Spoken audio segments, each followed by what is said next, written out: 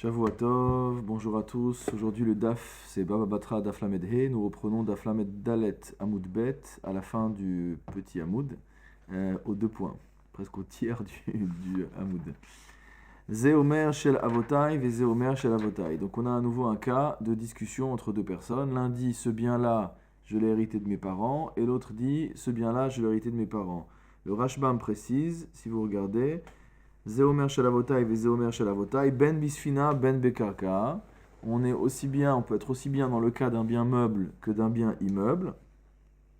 Ve'en edut ve'chazaka laze yotermize. Et en fait, il n'y a ni edut, dire ni témoignage possible d'un côté ou de l'autre, ni chazaka, ni acte donc qui permettent de démontrer la propriété d'un côté ou de l'autre. Alors qu'est-ce qu'on fait? Amar Rav Nachman, kol de alim gavar. Donc Rav Nachman nous propose un grand principe qui va être discuté, à savoir que Kol de Ali, motamo, c'est le plus fort, Gavar qui gagne. Extrêmement étonnant comme principe, et on ne comprend pas exactement ce que ça signifie. Il y a plusieurs explications sur le principe de Kol de Alim Gavar. Selon, on va voir un petit peu déjà dans ce que dit le Rashbam.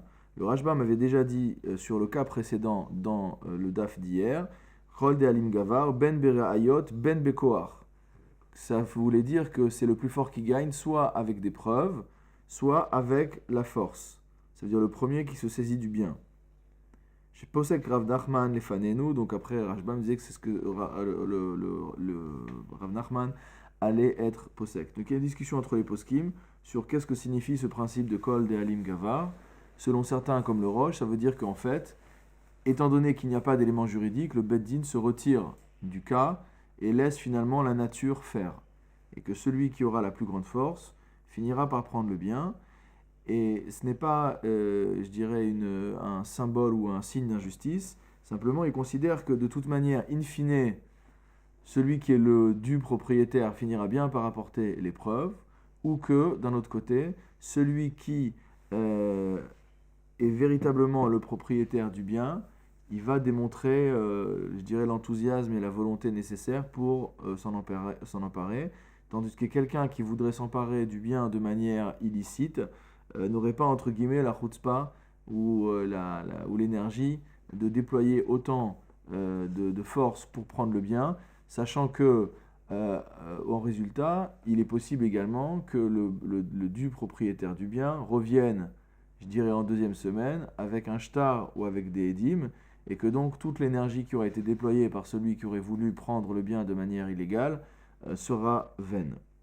Donc ça, c'est la compréhension du Roche. Il y a une autre compréhension. Il y en a qui disent que ce qui est dit ici, dans les paroles du Roche, c'est pas que le Beddin se retire du din, mais simplement que le Beddin déclare Kol de Alim Gvar. Donc c'est le Beddin qui déclare ça. Et donc c'est pas que la justice ne se saisit pas, mais que la justice conclut d'une manière un petit peu différente de ce qu'on aurait pu attendre. La Gemara pose la question, quelle est la différence avec le cas de deux shtarot qui mot sortent le même jour? Ça veut dire qu'on a Reuven et Shimon qui se disputent un bien, et les deux arrivent avec un shtar daté de la même date. Donc l'un, il a un document du 1er janvier qui dit qu'au 1er janvier, ce terrain ou ce bien lui a été fait cadeau, ou alors que ce terrain ou ce bien lui a été vendu. Et Shimon arrive avec un autre shtar qui dit exactement la même chose. Dans ce cas-là, des Rav Amar, on tourne la page, Rav a dit Yachaloku, on partagera, ou Shmuel Amar, Shuda de Dayane. Et Shmuel a dit qu'il s'agira d'une motamo shuda, ça veut dire motamo le lancement des juges. On va voir ce que ça veut dire. Yachaloku, pourquoi on partagerait? Rashbam, des sfekahu veleka lemema hacha hamotzi michavero, den echan mursak yoter michavero. Donc on ne peut pas ici dire que c'est un cas de safek, puisque chacun en fait a un shtar qui est égal. Et donc la seule solution qu'on a, on ne peut pas réclamer à ce que chacun amène une preuve pour pouvoir retirer le bien. Auquel cas personne ne retirerait le bien, parce que ni l'un ni l'autre n'arrive à apporter une preuve. Mais là, en fait, c'est quoi l'histoire? L'histoire, c'est que comme ils ont chacun une chazaka qui est égale, yachaloku, ils vont être obligés de partager. Ça, c'est l'avis de Rav.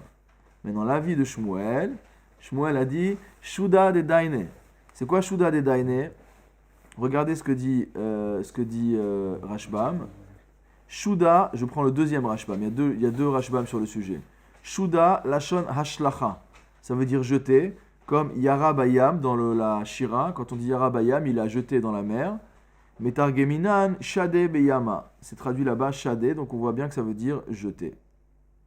Ul el name nemar Rav Nachman chaluka oshuda ve'ama yamar kol de'alim gevar. Et ici, donc Rashbam explique quelle est la question de la Gemara. Il dit au-dessus, Rav Nachman lui-même avait dit que on dirait soit chaluka, soit shuda. Donc Rav Nachman, il avait dit soit qu'on partagerait, soit qu'on ferait shuda de daine. Et pourquoi ici il dit kol de'alim gevar? Pourquoi ici il nous dit que quiconque est le plus fort prenne le bien? Alors maintenant, ça veut dire quoi Shuda de Daine? On n'a pas expliqué jusqu'à maintenant, on a juste traduit que ça voulait dire lancer. Donc je reviens au premier Rashbam. Le premier Rashbam dit Shuda de Daine, Leoto shienote levadeanim sheyanoten oavo okrovo yoter, devadai leaou gamar, ve aknelo, yitenu atakarka.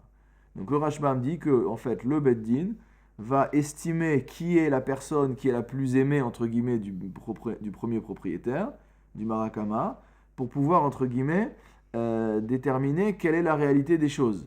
C'est-à-dire, s'il y a Reuven et Shimon qui ont tous les deux un shtar, comme quoi ils ont reçu le terrain en cadeau de Lévi, et qu'on sait que Lévi c'est un copain de Reuven et qu'il n'est pas vraiment copain avec Shimon, alors les Chachamim peuvent dire Shuda de Daine, ils vont dire non, c'est sûr que le shtar qui est juste, c'est le shtar de Reuven, c'est pas celui de Shimon, et comme ça on va trancher la halacha.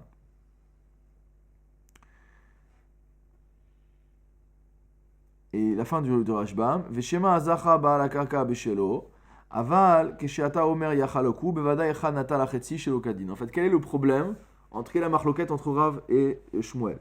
Le problème entre Rav et Shmuel, c'est que si on suit l'avis de Rav, que yachaloku, qu'on va séparer, étant donné que les deux ont un shtar, et qu'il y a forcément un des deux qui est propriétaire pour de vrai, on ne peut pas être propriétaire les deux, d'accord?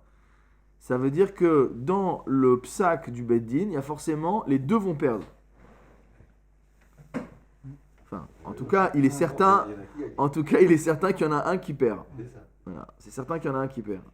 Tandis que dans le deuxième cas, on va utiliser la chokma du Beddin pour déterminer qui est le vrai propriétaire. Alors c'est vrai qu'il se peut qu'il y en ait un qui perde complètement et que l'autre gagne, mais malgré tout, on a confiance dans le Beddin pour être capable de réaliser cette opération.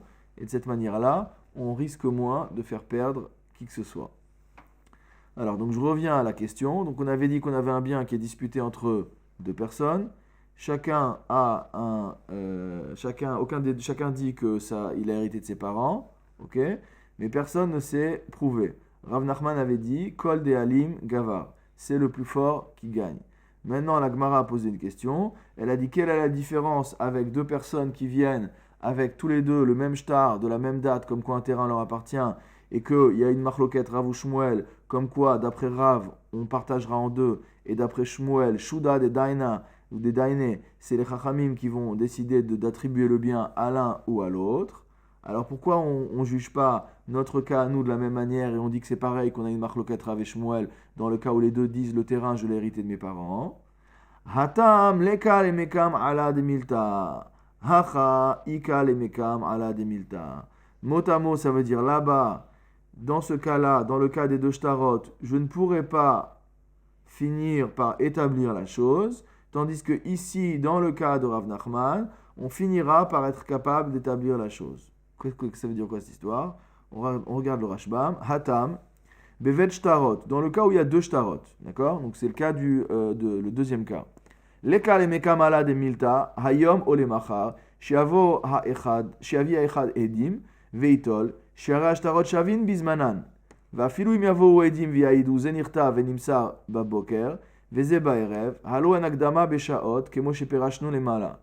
Il dit ici que même si il y en a un qui amène des témoins qui vont témoigner sur le shtar et qui vont dire que le shtar il a été remis le matin et que l'autre le shtar il a été remis le soir et que donc on pourrait déterminer que c'est celui qui a reçu le shtar le soir qui est éventuellement le propriétaire. Ou alors, ça dépend comment le shtar il est écrit, ou alors que le premier propriétaire, celui qui a reçu le shtar le matin, et que quand le deuxième shtar a été écrit, il ne valait plus rien, puisque celui qui a écrit le shtar n'était déjà plus le propriétaire du terrain. D'accord? Il nous dit qu'on a déjà étudié ensemble, avec lui, qu'il n'y a pas de Akdama Beshaot. Ça veut dire que dans les shtarot, on ne regarde pas les heures. Si les deux shtarot sont écrits à la même date, d'accord, que c'est écrit le matin ou le soir, on n'est pas médakdek. Et donc on ne peut pas trancher à qui appartient le terrain. Veleka lememar shema ze nimsar tchilat yom o yomaim o chodesh v'achar kach nimsar hasheni l'asheni demeachar shenirtevu beyom echad mistama gam beyom echad nimseru. Deuxième chose qu'exclut le Rashbam, il n'y a pas non plus à craindre que le terrain ait été remis à une date différente et que par hasard le shtar lui-même a été écrit à une date différente de la date de transfert de propriété. On va considérer comme hypothèse de base que au jour du transfert de propriété, il y a remise du shtar. Kemo shemochiach akatuv bishtar, ilkach ravama cholkim ushmuel amar shuda de daine deoid ven levarer leolam adin immi mishtadlin beddin bedinan vedanin oto. Immi, pardon, virgule, mishtadlin beddin bedinan vedanin oto. Donc ça c'est l'avis, c'est que dans le cas des deux shtarot, le beddin ne pourra jamais arriver à départager les deux. Et donc, comme le beddin ne pourra jamais arriver à départager les deux, le beddin tranche, d'accord, soit comme Rav Yachaloku, soit comme Shmuel, Shuda des Daine, que les Dayanim prennent sur leurs épaules d'attribuer le terrain à l'un ou à l'autre. Mais en tout cas, ça ne sert à rien de dire Kol Dehalim Gvar. Ok, un petit peu plus bas.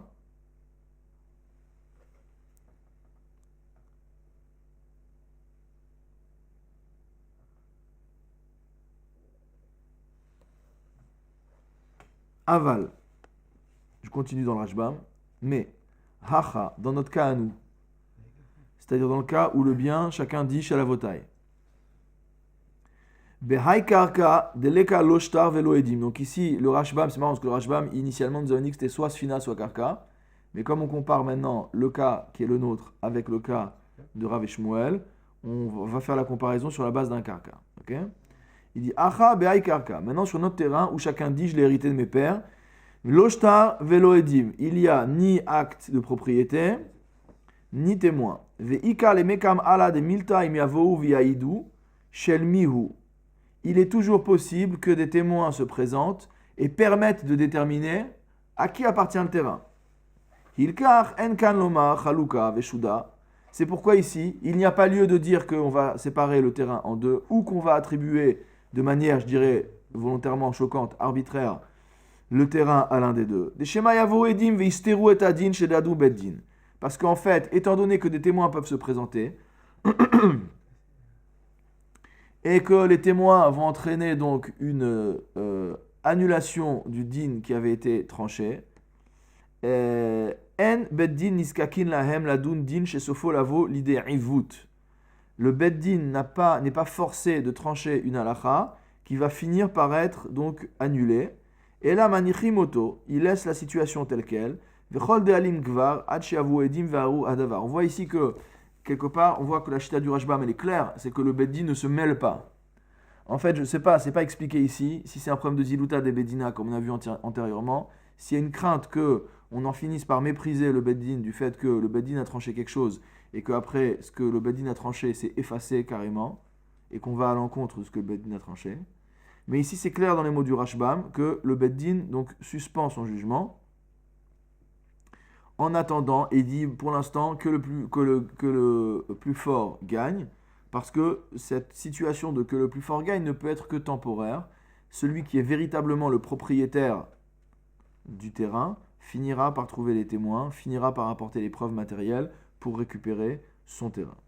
Donc ça, c'est la raison pour laquelle on n'a pas appliqué la marloquette de Rav ou Shmuel au cas du terrain qu'on a vu. Deuxième question de la Gemara.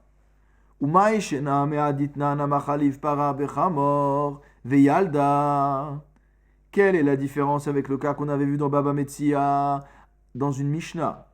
Une personne qui échange sa vache contre un âne, Veyalda. Et là, donc il est à distance, d'accord? Ils font un kinyan avec le client, ok? Et au moment où le kinyan a lieu, à peu près, la vache a eu un petit, a mis bas un petit veau. Vechen amocher shifrato veyalda, de même celui qui a vendu sa servante et qu'elle a accouché.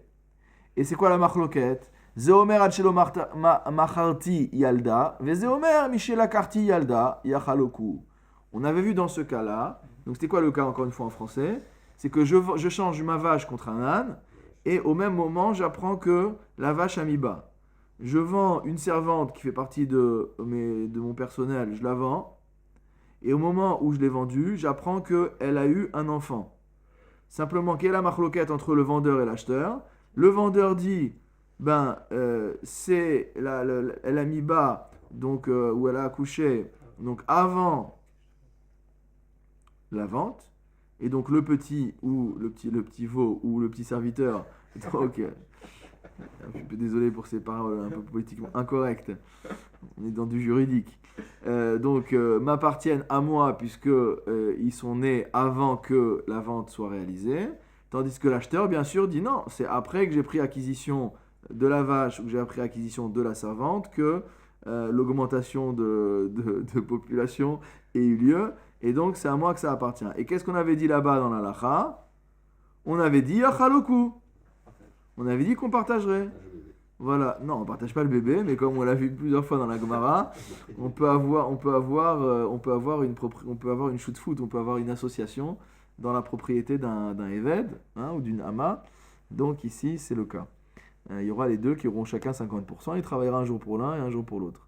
Alors il dit ici, quelle est la différence entre les deux? Okay, pourquoi on n'a pas fait la halacha comme ça chez nous aussi? Pourquoi on n'a pas décidé de partager? Alors on va tourner la page. On dit Hatam lehai itle derara de mamona ou l'hahu itle derara de mamona. C'est quoi derara de mamona? On a vu dans le métier, Rachel expliquait, c'est une perte, d'accord? C'est-à-dire dans ce cas-là, dans le cas de celui qui échange la vache ou dans le cas de celui qui vend qui vend la servante, d'accord? Il y a une perte d'argent. D'accord? Tandis que dans notre cas à nous, haha, parce qu'en fait chacun y perd. Soit l'esclave appartenait au premier maître, et dans ce cas-là, si on coupe en deux, entre guillemets, la valeur financière, ça veut dire que chacun il va perdre la moitié. Soit véritablement l'enfant est né après la vente et donc il appartient à l'acheteur, et donc l'acheteur perd la moitié. Donc là, chacun, il y a des rara, des mamona, mais dans les deux cas de toute façon. Et si on donne à l'un, c'est l'autre qui va perdre, etc. Hacha, dans notre cas à nous, du shtar, idemar, l'odemar, idemar, l'odemar. Il dit soit le terrain, il appartient à l'un, soit il appartient à l'autre. C'est pas un cas de safek. Là-bas, ils ont un safek de savoir quand est-ce que l'enfant ou le petit est né. D'accord? Donc c'est un vrai safek. Dans notre cas, c'est pas qu'il y a un safek sur la propriété. C'est sûr que la propriété, elle est à une seule personne.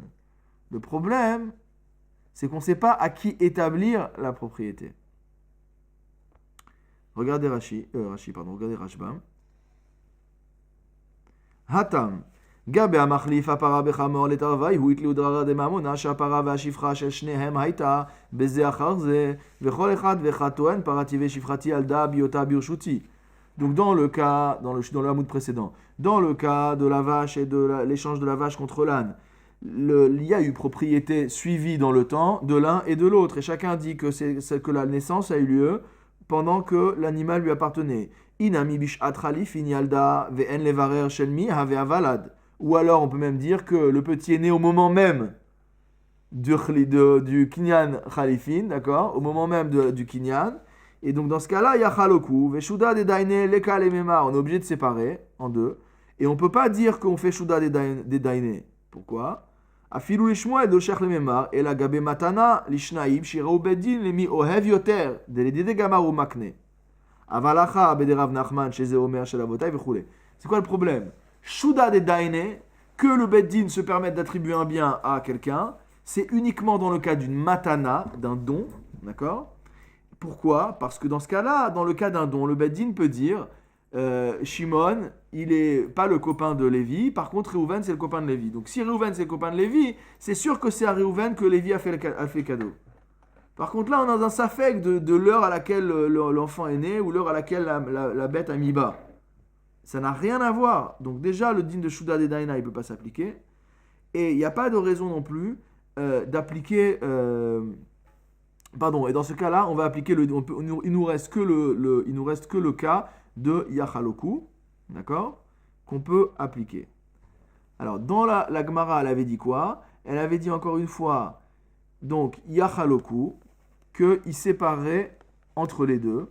Et donc là, on ne dit pas le din de Kol de Halim Gavar. On ne peut pas dire Kol de Halim Gavar. Pourquoi? Dans la suite du Rashbam, on a dit que dans le cas du terrain, il démarre, l'eau démarre. Je suis toujours dans le Hamoud Aleph, bien que le Rashbam se porte sur le Hamoud Bet. Il dit soit le terrain il appartient à Avraham, soit il appartient à Yitzhak, il ne peut pas appartenir aux deux. Lo haïta karka shel idar meolam. Viesh mefarshim hay, ou maishna de amachli vechule, de ashmuel parich, de kaamar shuda, veacha chazinan yachaloku, veena shitat agmara. Bon, et là il dit qu'il y a deux manières de comprendre la Gemara. Soit on est en train de dire que c'est pas le même cas, parce que ici, soit c'est à l'un, soit c'est à l'autre, et qu'il y en a un des deux à qui le terrain n'a jamais appartenu, et que donc il n'y a pas à partager, ou alors c'est une attaque contre Shmuel, parce que le problème du din de Shmuel, comme on l'a dit antérieurement, c'est que Shuda de Daïné ne peut s'appliquer que dans un cas de Matana, et donc finalement le din de Shmuel il est branlant parce qu'il n'est pas universel. Et que comment tu peux dire dans une marloquette Shuda de Daïné, alors que finalement tu ne pourras pas appliquer ce din-là à un autre moment. D'accord? Donc c'est pour ça, donc la Gemara elle dit, on ne peut pas, quelle est la différence entre le cas qui est le nôtre et le cas de la para? La Gemara elle a répondu, encore une fois, que dans le cas de la vache, il y a des rara, des mamona, chacun a à perdre, d'accord? Puisqu'on est dans un safek de propriété, tandis que dans le cas du terrain de Rav Nachman, soit ça appartient à l'un, soit ça appartient à l'autre. Et selon les différentes manières que nous avons expliquées, le din de Kol de Halim Gavar, Rav Nachman donc pense que c'est par ce moyen-là que le bien va finir par atterrir entre les mains de celui qui est son dû propriétaire. Et si jamais, chas v'shalom, le bien part entre les mains de celui qui n'est pas le dû propriétaire, on sait de toute manière que, étant donné que personne n'a amené de preuve à la base, celui à qui le terrain appartient véritablement finira par obtenir les preuves et récupérera la propriété de son terrain. On reprend dans la Gemara. Amre Neardee. Les Chachamim de la Yeshiva de Neardea ont dit Imba Echad Minashuk. Si quelqu'un, motamo, vient de la rue, Vechezikba, et prend possession d'un terrain. En Motsiid Ota Miyado, on ne peut pas la faire sortir d'entre ses mains. De Tane Rabbi Chia, car Rabbi Chia a enseigné Gazlan shel Rabim, Lav Shme Gazlan. Motamo, celui qui vole le public, on va dire, mais on va voir que ce n'est pas vraiment le public. Lav Shme Gazlan. On ne l'appelle pas Gazlan. On continue tout de suite. Ravashi Amar, Ravashi en désaccord avec Rabbi Chia, il dit Léolam chez Gazlan. Bien sûr que c'est un voleur. Il prend un terrain qui ne lui appartient pas. C'est pas un voleur, ça? Ou Maïla Shme Gazlan. Qu'est-ce que signifie la Gemara quand elle nous dit que ça ne s'appelle pas un Gazlan? Shelo Nitan Leheshavon. C'est simplement le fait que le bien ne soit pas restituable. D'accord? Pourquoi? Parce qu'il n'y a pas un propriétaire à qui restituer. Alors on va regarder tout de suite dans le Rashbam. Imba echad minashuk vechezikba, si quelqu'un vient de la rue et prend possession du terrain. De quoi on parle? Rashbam nous dit Behar karka de amar Rav Nachman kon de alim gevar uvaze ashlishi vechatfa miashnaim elu atoanim shel avotai. En fait, on parle toujours du même cas. C'est-à-dire, on a Réhouven et Shimon qui sont en train de s'étriper pour savoir à qui appartient le terrain. Et il y a Lévi qui vient et qui dit, vous savez quoi? Je m'installe. Il plante sa tente Quecha sur le terrain, d'accord? Et maintenant, il a pris possession du terrain. c'est sûr que c'est pas à lui, puisque la discussion, elle était entre qui? Elle était entre Reuven et Shimon. Et lui vient s'installer sur le terrain. Et donc, c'est quoi? Comment ça se passe? Alors, on a dit, on ne peut pas lui enlever d'entre les mains. En motsinota, pourquoi? Toujours dans Rashbam. Bebeddin miyado, shelze ashlishi. Le beddin ne peut pas faire sortir le terrain d'entre les mains de tierce personne. Ve'afalgav deotaïd midi, les shema agam, les shnei arishonim, en lahem chelek ba. Bien que lui, il n'ait aucune protestation particulière. Lui, il est venu s'installer, c'est un occupant, d'accord? Il vient occuper le terrain de manière parfaitement injustifiée. Mais le problème, c'est que comme les deux autres non plus, on n'arrive pas à établir à qui ça appartient, le Beddin ne peut pas sortir quelqu'un d'un bien dont la propriété n'est pas établie. Alors Rabbi Chia, il avait dit quoi? Il a dit Gazlan shel Rabim. Il a dit que c'est un voleur, mot à mot de Rabim. Ou Svare Neardee, je continue dans le Rashbam, et les Chachamim de Neardea, ils considèrent, des Begazlan Kiyai, Maire, chez Gazal Mishnei Machalukim Badavar, Ze Omer Sheli Hu, Veze Omer Sheli, Lav Shme Gazlan, on l'appelle pas Gazlan, c'est-à-dire quoi qu'on l'appelle pas Gazlan? Les Kofo Bedayanim, les Otsi Miyado, Maché Gazal. Donc l'avis de Rabbi Chia, c'est que la raison pour laquelle c'est pas un Gazlan, entre guillemets, c'est que le Beddin ne peut pas le forcer à restituer l'objet volé. D'après Ravashi, ce n'est pas un gazlan au sens où il n'y a pas de heshavon, il n'y a pas de capacité à restituer le bien. C'est-à-dire que le beddin, on aurait pu penser que le beddin fait sortir le bien d'entre les mains de la tierce partie qui n'a rien à voir, et c'est tout, stam. Et après on laisse le terrain inoccupé. Je pense que les deux autres, ils se disputent pour savoir à qui ça appartient. Et donc ce que nous dit Rabbi Chia, il dit non, pas du tout. Ce que dit Rabbi Chia, il dit c'est pas un gazlan parce que le beddin ne peut pas lui enlever. Et Ravashi dit non, c'est un gazlan. Ça veut dire que le beddin peut oui lui enlever le terrain des mains, donc il va l'expulser du terrain parce que lui c'est sûr que ça lui appartient pas. Mais par contre c'est pas un gazlan au sens où une fois que le beddin l'a expulsé, ben il n'est pas plus avancé qu'avant parce qu'il ne sait pas à qui il va le réattribuer ce terrain. D'accord? Ravashi Amar Leolam Gazlan Shel Rabim Shme Gazlan, O Il Velotaïd Midi. En fait, il s'appelle Gazlan parce que lui, il n'a pas de protestation particulière permettant d'établir sa propriété. Ou Motsin Miyado, et on fait sortir le bien d'entre ses mains. Ou Ma'amidi Nota Bifne Shnaim Arishonim Shesh Lahem Ta'anat Avot. Et à nouveau, mot à mot, on remet le terrain en jeu devant les deux qui sont en train de se disputer, chacun disant que ça venait de ses parents.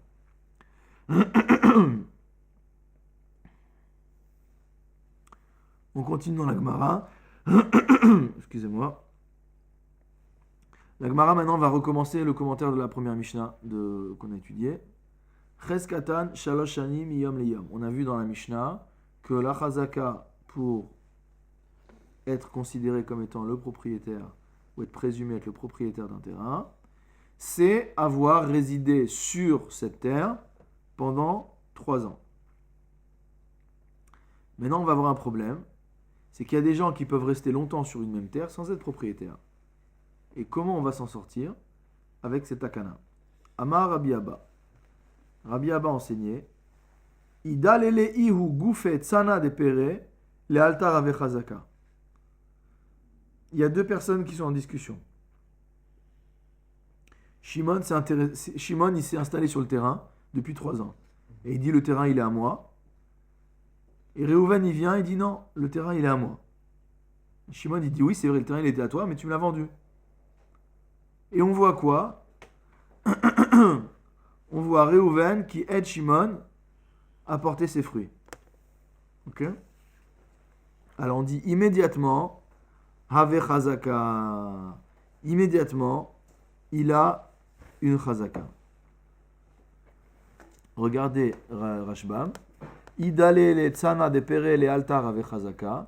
Im yesh edim shigbiya me'arer tsina de pere mekarkazo al ketefav shelze. S'il y a des témoins qui ont vu que celui qui conteste la propriété a pris un panier sur le terrain, il l'a porté. Amachazik shelze amachazik shetoen lekucha hi beyadi. Me'achar shesiyalo leoli chaperot leveto shuven yachol liton velomar lo mecharti alo. Si j'ai dit quoi, Reuven? Si Reuven, il vient aider Shimon à porter ses fruits et à les amener dans sa maison, c'est sûr qu'il reconnaît que la propriété du terrain est à Shimon. Donc à partir du moment où des témoins ont vu Réhouven aider Shimon à amener les fruits du champ à sa maison, il n'a plus le droit de contester la propriété de Shimon. Shelo ayalo lesayeo bel kitat aperot ella ayalo limchot nitsayalo umidesiyerlo hifsid uchmode shemacharlo dami. Donc ça veut dire quoi? Ça veut dire que si tu n'es pas d'accord que le terrain lui appartient, tu dois partir au Beddin pour protester. C'est important ça. On l'a vu plusieurs fois, on va le voir encore. S'il n'y a pas de protestation, il n'y a rien qui se passe. Donc toi, tu dis que le terrain là t'appartient à toi, mais au lieu d'aller faire une protestation officielle, de déposer un recours au Beddin, tu vas l'aider à porter les fruits pour les amener à la maison. Donc là, le fait que tu aides à porter les fruits pour les amener à la maison, c'est la preuve formelle que tu reconnais parfaitement qu'il a une chazaka sur ce terrain et que tu lui as vendu. Amar Rav Zevid enseigne, Veimtan ve'amar le perot orativ neman. Ah, on a un gros problème maintenant. Rav Zevid, il dit non. Si jamais Réhouven, il dit attention, quand j'ai aidé Shimon à porter les fruits, c'est pourquoi? C'est parce que ce terrain m'appartient, mais les perot orativ, je l'ai appointé comme métayer ou comme fermier, je me souviens jamais quel est le bon terme. En tout cas, il l'a appointé en tant que responsable du terrain pour cueillir les fruits. Et l'autre, il récupère un pourcentage de la récolte en rémunération. Ben, c'est normal qu'il habite sur le terrain, c'est lui que j'ai nommé pour faire la récolte. Il va aller habiter où? Alors dans ce cas-là, Neyman, dans ce cas-là, Réhouven, quand il vient dire oui, c'est vrai, même s'il a porté le panier avec lui, s'il dit ce Me'ar, c'est vrai qu'il a une chazaka, mais il n'a pas une chazaka de propriétaire, c'est que moi, je l'ai installé sur mon terrain pour qu'il le récolte, pour qu'il le travaille.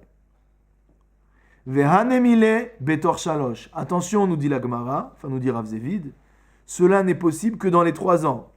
Aval et achar shalosh lo. Ça veut dire que si Réhouven a nommé Shimon son métayer, mais qu'il attend que 3 ans se passent pour le faire savoir de manière publique, c'est trop tard. Shimon a une chazaka sur le terrain. Si vraiment c'est ton métayer, il est de ta responsabilité, toi le propriétaire, de protester, c'est-à-dire de faire savoir, de faire connaître au Beddin de manière officielle, avant l'échéance des 3 ans, le fait que cette personne a été nommée ton employé pour récolter le terrain, et que donc, elle peut rester autant de temps qu'elle veut sur le terrain, elle n'aura jamais de chazaka, car elle est là de par son contrat de travail. Amar le Ravashi le Rav Kahana. Ravashi dit à Rav Kahana, il est pera arte, maya vele le me'abad. Il dit, si en vérité, il a fait descendre cette personne-là sur son terrain pour travailler et pour recevoir un pourcentage des fruits, qu'est-ce qu'il aurait dû faire? Qu'est-ce que tu peux répondre à ça? Amarle, Rav Kahana il répond, Ibaele les machouye. Il dit comme on vient de dire. Il doit protester. Il ne suffit pas de dire c'est pas grave, c'est pas de ma faute, je l'ai nommé comme.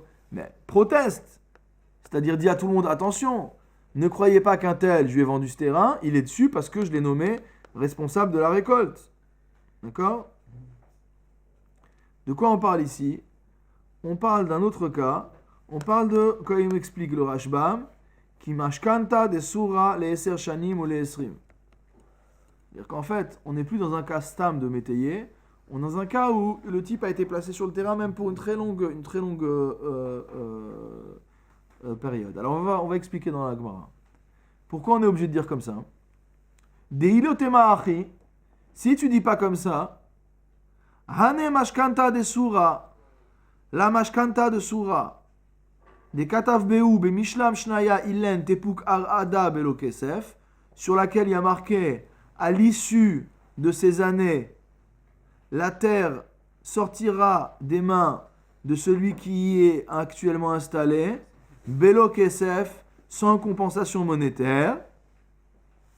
Ikavishle lishtar mashkanta gabe ve'amar lekuchai beyadi. Si jamais celui qui a reçu, qui a entre ses mains le shtar de mashkanta, il planque le shtar et il dit ce terrain, je l'ai acheté. Hachanami de Meheman. Est-ce que aussi on va le croire? Après, je vais tout expliquer. Je finis avec jusqu'au bout. Mais takne Rabbanan, midi diate, l'idée pseda. Est-ce que les Chachamim ils vont instituer quelque chose qui va entraîner la perte de quelqu'un? Et là, ibaele les machouye. Hachanami, ibaouye les machouye. Ok, j'explique. C'est quoi la mashkanta des Surah? Mashkanta des Surah, on avait vu. Si quelqu'un emprunte de l'argent à son prochain, d'accord? Et qu'en gage, il lui donne un terrain. Mais on fait un système très sympathique, c'est qu'au lieu de rembourser l'argent, d'accord?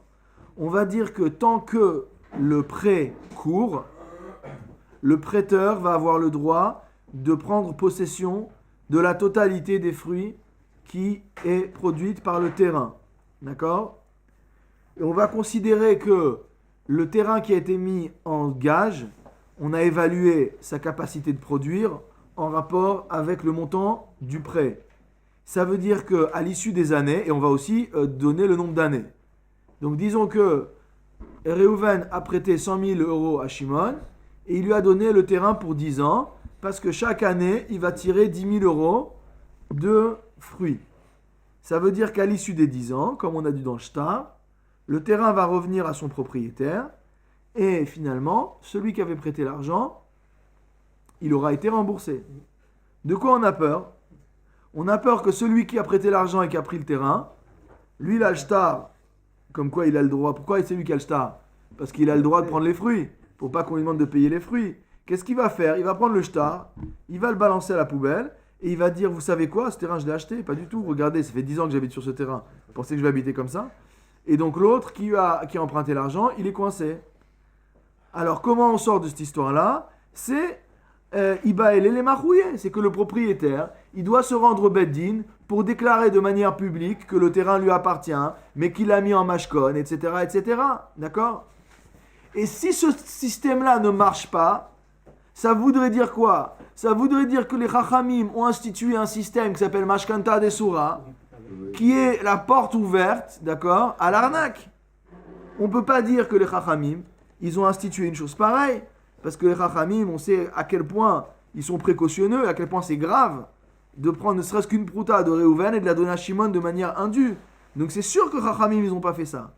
Donc si Chachamim, ils n'ont pas fait une institution de ce type-là, ça veut dire que le système de protestation est efficace. D'accord? Et que non seulement le système de protestation est efficace, mais qu'il est de devoir de celui qui a remis son terrain en mashkon de protester, de manière à ce que les choses se fassent de manière propre. Et donc la Gemara tire ici, enfin Rav Kahana tire ici une preuve, en disant de la même manière que Mashkanta des Surah ça marche, et que ça marche comment? À cause de Ibaele les Mahouye, à cause du fait que le propriétaire il va protester.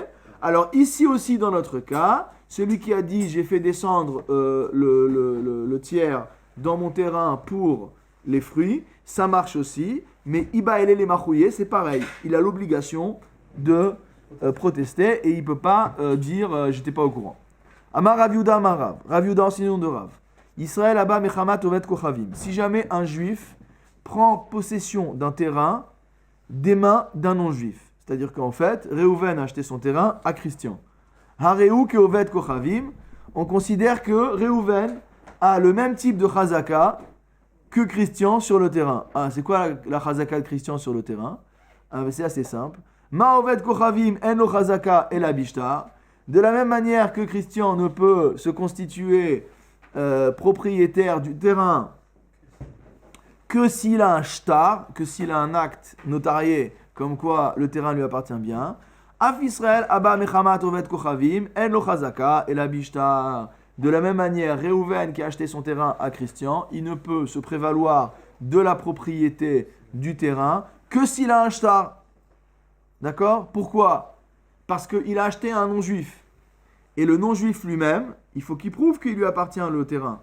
Or, étant donné que les goïms n'ont pas les mitzvot, ils n'ont pas les mêmes droits aussi également. Donc c'est un système de droits et de devoirs. Donc de la même manière que le non-juif n'est pas obligé à faire 613 mitzvot, mais il n'a que 7 mitzvot, il n'a pas l'avantage du système de la chazaka. Et donc lui ne peut pas prouver sa propriété par chazaka. Donc il doit obligatoirement prouver sa propriété par un shtar. Et donc étant donné que moi j'ai acheté le terrain à un non-juif, je suis obligé de sortir également un shtar, comme quoi moi je suis propriétaire. Amar Rava, Vei Amar Israël, Ledidi Amar Li Ovet Kochavin, Deminar Mezavna, Meman. Il dit si jamais le non-juif, si jamais le juif il dit, pardon, que Christian m'a dit qu'il avait acheté le terrain à Yaakov, d'accord? Et dans ce cas-là, il nous dit, on le croit. C'est-à-dire, si maintenant je dis, moi mon terrain, je l'ai acheté de Christian, mais Christian il m'a dit qu'il te l'avait acheté à toi, donc je suis sûr que le terrain, il appartient à un juif, et donc que le passage, il a bien été fait. Alors ça marche. La Gemara, elle est étonnée, elle dit, Miika midi, deilu ovet kochavim lo meheman, veilu amar Israël mishmed ovet kochavim meheman. Est-ce qu'on va dire qu'une chose pour laquelle un non-juif n'est pas digne de foi, et maintenant si un juif il le ramène au nom du non-juif, il va être digne de foi. Celui qui ramène la parole au nom d'eux, il ne fait que, entre guillemets, prendre la chose et la déplacer. Donc si le non-juif, quand il dit ça, il n'est pas digne de foi, pourquoi tu veux donner, dire au juif que lui il est digne de foi? Non, il n'est pas digne de foi non plus, il lui faut un shtar. Réponse de la Gemara. Et là, Rava répond quoi? I amar Israël, kamedidi zavna ovet kochavim minar, c'est différent. Il dit, j'étais présent quand le non-juif te l'a acheté. Et donc moi, Vezavna n'y allait. Moi, je l'ai acheté maintenant. Donc comme j'étais présent au moment où il y a eu transfert de propriété entre le non-juif et entre le juif et le non-juif, quand Réhouven il a vendu à Christian, j'étais là. Donc je sais bien qu'il l'a acheté. Maintenant, moi, je l'ai acheté à Christian, d'accord? Dans ce cas-là, Meheman. Dans ce cas-là, le juif, il est digne de foi. Pourquoi? Migo deibaya marle ana zevin taminar. Parce qu'en fait, le juif qui est maintenant, qui veut maintenant être propriétaire du terrain, il aurait très bien pu dire, ok, oublie le Christian, ça va me faire des problèmes. Je vais directement dire, je l'ai acheté à Shimon. Réhouven, il va dire, j'ai acheté le terrain à Shimon. Non, il n'a pas dit ça. Il a dit, c'est vrai que je l'ai acheté à un non-juif. Mais le non-juif lui-même, je l'ai vu quand il l'avait acheté aux juifs. Donc à ce moment-là, on considère que Mal il est shaker, il s'est pas mis en situation de mentir. D'accord? C'est qu'il est digne de foi sur ce qu'il est en train de dire, parce qu'il aurait pu s'en sortir de manière plus simple.